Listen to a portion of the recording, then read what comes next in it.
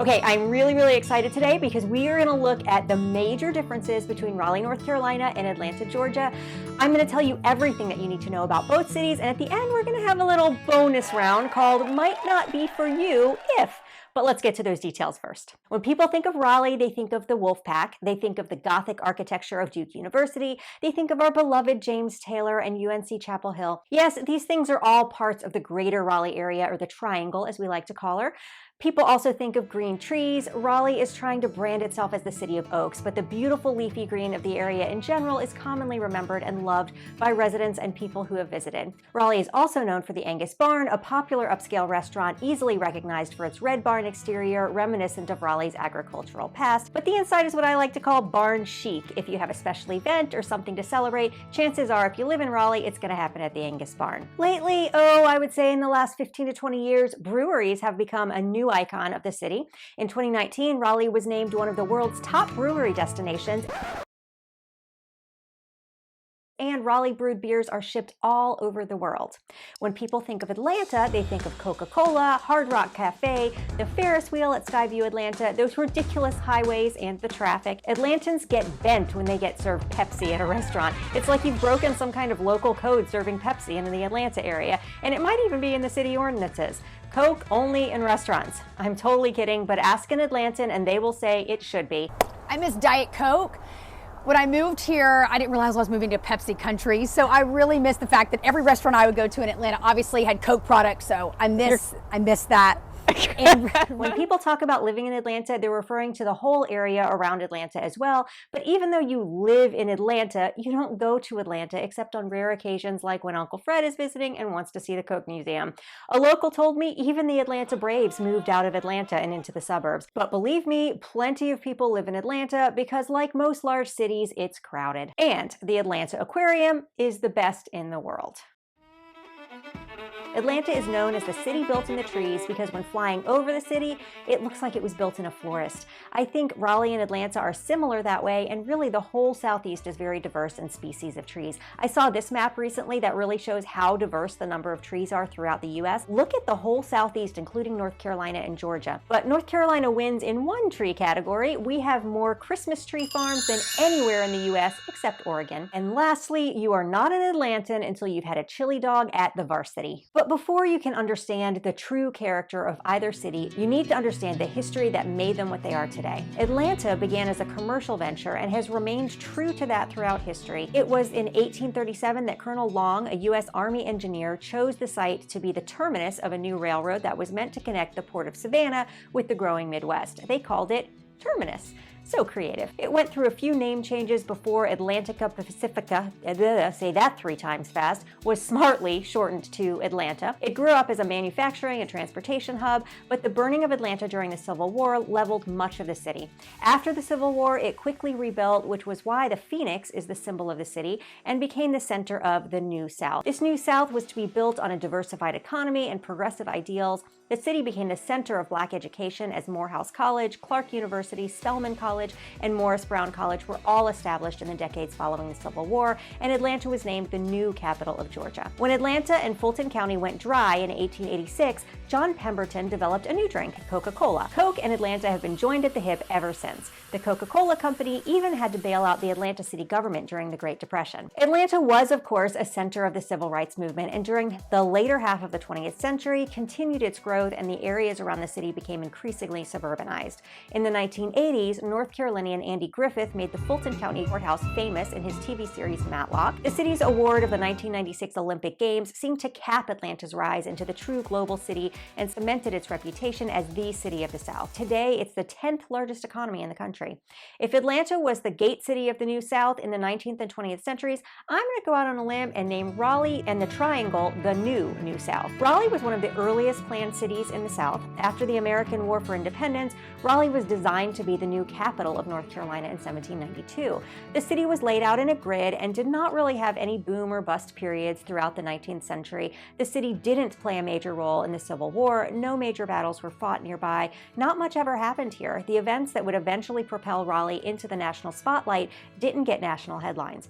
In 1789, UNC Chapel Hill was founded as the nation's first public university. In 1887, NC State was founded as a land-grant university. And in 1924, Trinity College received a generous donation from the Duke Endowment and renamed itself Duke University. These three large research universities played a key role in the development of Research Triangle Park in 1959, and it was RTP that would eventually put Raleigh on the map. In 1960, Raleigh was a city of only 100,000 people. RTP is the largest research park in the country, filled with companies like Cisco, IBM, NVIDIA, Microsoft, Red Hat, and Biogen. The Chatham Park, just south of RTP, promises to continue the trend of attracting major tech and biotech companies to the Triangle area. According to NerdWallet, Chapel Hill is the 8th most educated place in the country, the most educated place in the South, and has the highest concentration of PhDs in the country. The Triangle as a whole is just a conglomeration of really smart people. Every city has those events and rituals that are shared across the community. These are the things that really give a city its unique flavor. In Raleigh, Dix Park is a city park with a view of the Raleigh skyline. Every year, the city plants an amazing field of sunflowers. The entire city heads to Dix Park to bask in the glow of the sunny flowers before they start to droop. And of course, all the cameras come out and people fill their Instagram feeds with sunshine. Flowers in general are kind of an icon in Raleigh, and our medians and highway shoulders glow with colorful pollinator flowers throughout the spring and summer. If you live in Raleigh, but even more so in Durham, you're going to spend a day at the ballpark on occasion taking in a Durham Bulls game. The Durham Bulls Athletic Park is located in the American Tobacco campus area of Durham. The park was designed by the same people that designed Camden Yards in Baltimore and Coors Field in Colorado. The American Tobacco campus is a really cool historic tobacco factory. This is a part of a large urban renewal project in downtown Durham, and it's really a great place to visit. Here's a cool thing. Nestled right in the middle of this urban district is a cozy little cabin that feels a bit out of place. This is the original cabin of Bert Shavitz, the founder of Burt's Bees. The cabin was relocated from Maine and brought to Durham as the entrance to the global headquarters for the company at the American Tobacco campus. Strawberry season at the farmers market and peach season and pumpkin season. Raleigheites wait all winter for the farmers markets to begin filling with seasonal beauties. Locally grown food is huge here in Raleigh. The State Farmers Market is located just south of downtown, and there are numerous markets all over the city bringing in produce, fresh meats and cheeses, garden plants for locals to grow their own delicious produce at home, and really anything you can imagine can be gotten at the farmers market. If you look at this map, you'll see that North Carolina leads the Southeast for local organic farms. In Atlanta, Music Midtown is a big local event that draws in excess of 300,000 people to Atlanta every year. Music Midtown features a diverse lineup of over 30 artists across 4 stages. Performers hail from multiple genres, including rock and roll, hip hop, pop, electric, or anything in between. Every year, Atlantans look forward to the Yellow Daisy Festival at nearby Stone Mountain. The Yellow Daisy Festival is the premier arts and crafts show in the country, and it happens every fall. It started as a small festival and turned into a 4-day event that feels like the size of a small town. This reviewer says on Yelp, "Every year I look forward to the Yellow Daisy Festival, and this year was no different. My family and I have been coming to the festival for over 10 years now, so it's a tradition for us. One of my favorite booths to go to is Bubba's Sweet Tea." That's so Southern. There are some things Raleigheites take so seriously that they're practically a religion. College basketball season is palpable in Raleigh. You know how some people decorate their cars with holiday lights or wreaths or reindeer noses in December? Cars like this one become commonplace once schools are back in session in the fall. The rivalries along Tobacco Road can seem to dwarf all other concerns. Family identities can revolve around the Blue Devils, the Tar Heels, and the Wolfpack. Heaven help non-ACC transplants. And our parks. If you live in Raleigh, we consider our parks a spiritual experience. People in Raleigh will fight to protect their parks like nowhere else I have seen. We're here at the Hilltop Meadmore Nature Preserve in Fuquay-Varina. This actually used to be a golf club, and they couldn't get enough memberships to make it financially viable, so the club went defunct, and it kind of sat here and got all weedy for a long time. And the town of Fuquay-Varina, the people of Fuquay-Varina, fought to get this turned into a community park. It was actually a hard fight. There were a lot of people that wanted to put townhomes here, but that didn't happen. The people won, and now this is a town park. That park is now the Hilltop Needmore Nature Preserve. Also, don't knock Krispy Kreme donuts or Bojangles chicken and sweet tea. It's a Raleigh thing. Atlanta is home to Martin Luther King's church and takes a lot of pride in civil rights. There's an International Civil Rights Walk Hall of Fame, the National Center for Civil and Human Rights, the Southern Center for Human Rights, and you can do a civil rights tour when visiting Atlanta. Obviously, Atlanta is a much bigger market for both employment and housing. While Atlanta proper has a small population advantage over Raleigh, 524,000 to 478,000, it's got a huge population advantage when we consider the metro areas. Atlanta boasts almost 6 million people in its metro area to Raleigh's little 1.5 million. Atlanta has the 18th largest economy in the world. There's a pretty decent sized list of major companies headquartered in Atlanta. Coca-Cola, Home Depot, Delta Airlines, and UPS are a few, and over 75% of Fortune 1000 companies have a presence in Atlanta. The economy of Atlanta simply dwarfs Raleigh. Atlanta is just a lot bigger and a lot more. Okay, let me nerd out a little bit. Y'all are used to it by now. The Wilson College of Textiles at NC State University is the only college in the United States devoted entirely to textile engineering. This might sound kind of boring, but listen, these people are making really cool stuff. They're developing fabrics that harvest energy and clothing that monitors your vital signs. They're essential to the startup, entrepreneur, and multinational business markets. Super cool stuff. Both cities suffered in 2020 with Atlanta's unemployment rising to a peak of 8.6% and Raleigh's rising to an 8% peak, but both have since fallen to 5.4% and 5% respectively. Both economies are strong.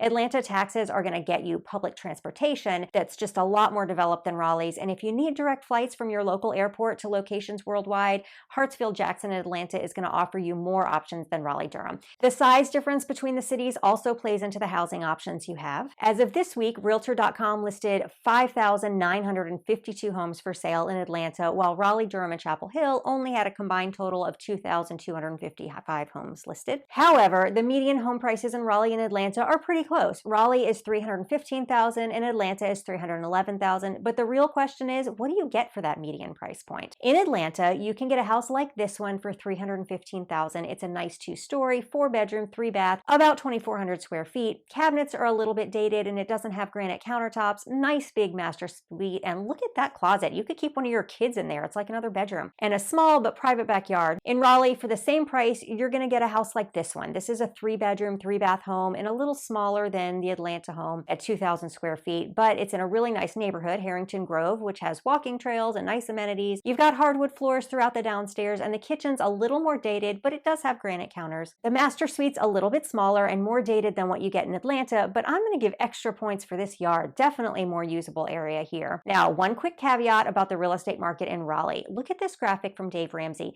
He lists North Carolina as a super hot market and Georgia as a hot market. What it means on the ground here is that to get one of those median priced homes, you are going to have to outbid a lot of people, and at least at this moment in time, you're looking at some serious cash above list price just to win the bid. But what if you're in the luxury market? I chose 2 properties that are not right in downtown because you get less for your money the closer you are to the city, and some real estate eye candy never hit anyone. Both of these homes are in the northern side of the respective cities. In Raleigh, for just under $1 million, you're going to get something like this home.